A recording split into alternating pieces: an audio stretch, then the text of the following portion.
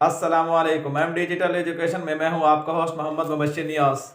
हमने lecturer education educators की job के लिए और फिर हेडमास्टर और मिस्ट्रेस की टेस्ट की तैयारी के लिए एक सीरीज़ शुरू की हुई है। आज उसी सीरीज़ को मज़ीद आगे कंटिन्यू करते हैं। उम्मीद करते हैं आपको ये वीडियो बहुत पसंद आएगी।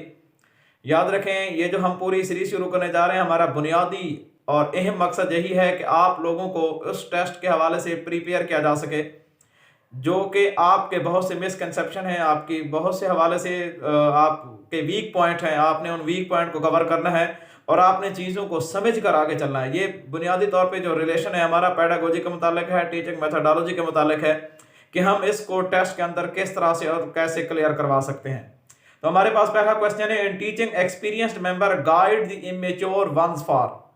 टीचिंग के अमल में एक तजर्बाकार शख्स वो एक गैर तजर्बाकार बंदे को किस चीज के लिए गाइड करता है। Option A spending time, time गुजारने के लिए। ऑप्शन बी क्वालिफिकेशन, उसके क्वालिफिकेशन के लिए। Option C quality of life, जिंदगी के क्वालिटी को बेहतर बनाने के लिए। Option D adjustment of life. अब यही ऑप्शन एडजस्टमेंट ऑफ लाइफ यानी जिंदगी की तसहीह करने के लिए एक एक्सपीरियंस्ड मेंबर अपने इमेच्योर वंस को गाइड करता है। ऑप्शन डी इसका करेक्ट है। उसके बाद क्वेश्चन नंबर 2 है हमारे पास, which is not focal point of triangular process of teaching. Teaching का एक ट्रायंगुलर प्रोसेस होता है। उस ट्रायंगुलर प्रोसेस के अंदर 3 बंदे होते हैं। एक स्टूडेंट यानी प्यूपिल होता है, और एक कंटेंट होता है जो पेश किया जा रहा होता है, और एक टीचर होता है। ये ट्रायंगुलर प्रोसेस के अंदर ये 3 बंदे होते हैं, टीचर, कंटेंट और स्टूडेंट्स। इसके अलावा और कोई नहीं होता। तो हमारे पास ऑप्शन उसने ये कहा कि इन ट्रायंगुलर प्रोसेस में इनमें से कौन नहीं है। ऑप्शन ए हमारे पास है teaching method, option B teacher, option C pupil और ऑप्शन डी कंटेंट। अभी मैं आपको एक्सप्लेन कर चुका हूं, टीचर, कंटेंट और प्यूपिल ये तीनों ट्रायंगुलर प्रोसेस का हिस्सा है। जो टीचिंग मेथोडोलॉजी है वो इस ट्रायंगुलर प्रोसेस में नहीं आती। उसके बाद तीसरा क्वेश्चन है हमारे पास, the goal of teaching is, पढ़ाने का मकसद क्या है। Option A to give information, ताकि लोगों को मालूमात दी जा सके।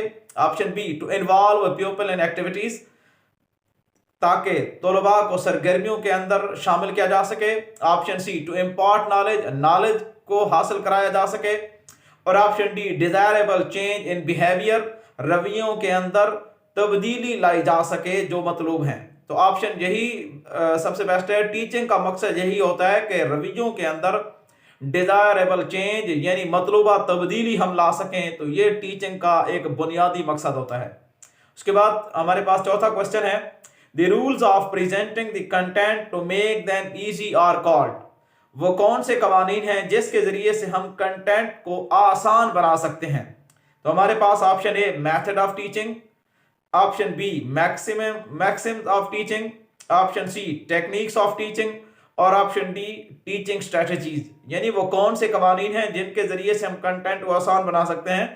तो कंटेंट को आसान बनाने के लिए मैक्सिम्स ऑफ टीचिंग, जो हम टीचिंग के मैक्सिम्स हैं उनको हम अगर मैक्सिमाइज कर दें तो इस तरह से हमारा कंटेंट इजी हो जाएगा।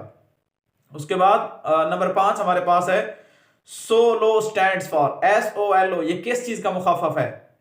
ये दर हकीकत ऑप्शन है हमारे पास system of observed learning outcome, option B structure of observed learning output, option C हमारे पास है structure of observed learning outcome, option D है सिस्टम ऑफ ऑब्जर्व्ड लर्निंग। एक हकीकत है हमारे पास जो सोलो टेक्सोनोमी है, ये एक बहुत बड़ी थ्योरी है। सोलो टेक्सोनोमी के मुख्तलिफ स्टेज हैं, मुख्तलिफ लेवल हैं। बड़े डिटेल के साथ इसको डिस्कस किया जाएगा जब यहाँ पर ये पॉइंट आएगा।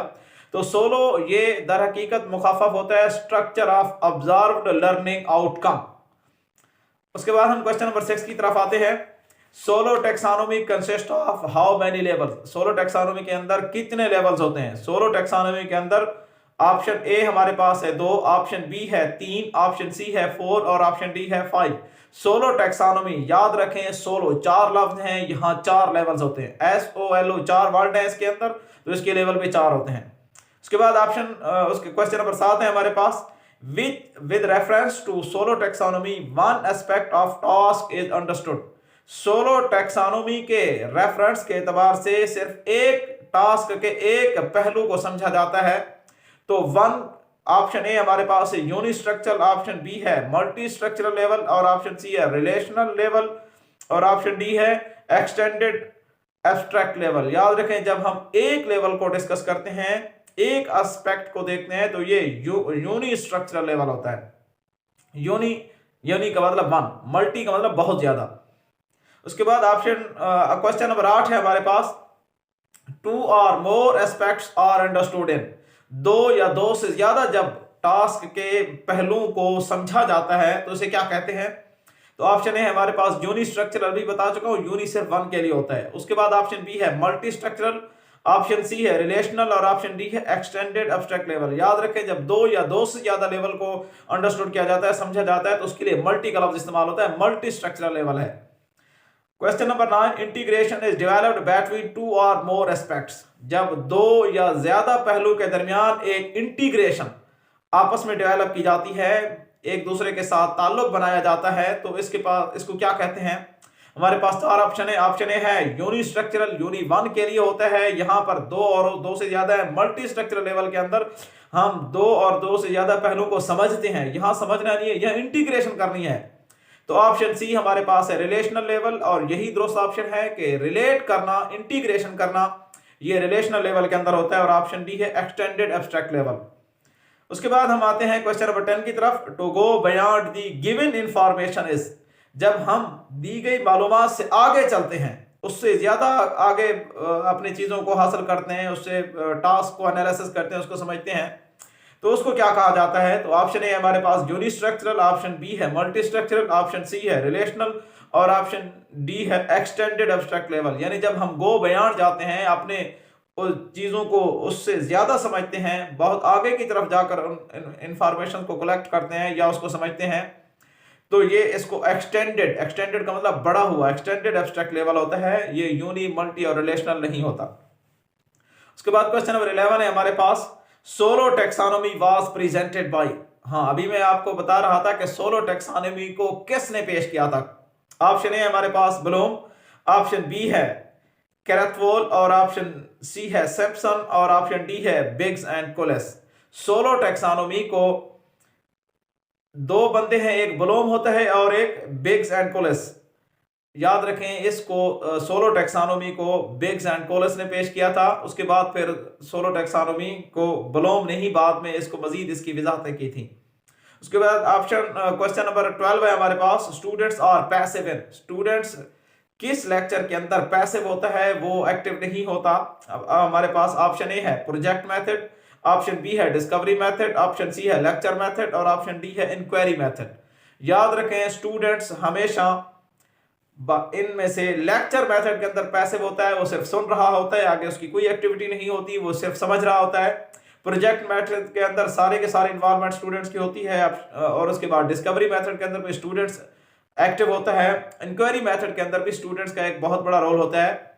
और जो लेक्चर मेथड है, इस मेथड के अंदर स्टूडेंट पैसिव होता है, स्टूडेंट की कोई एक्टिविटी नहीं होती।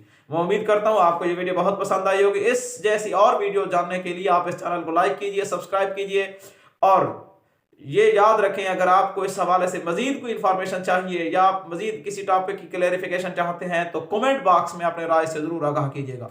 ये हमारे लिए एक आपकी तरफ से एक हौसला अफजाई होती है। अब आपसे इजाजत चाहते हैं। Thanks for watching. Allah Hafiz.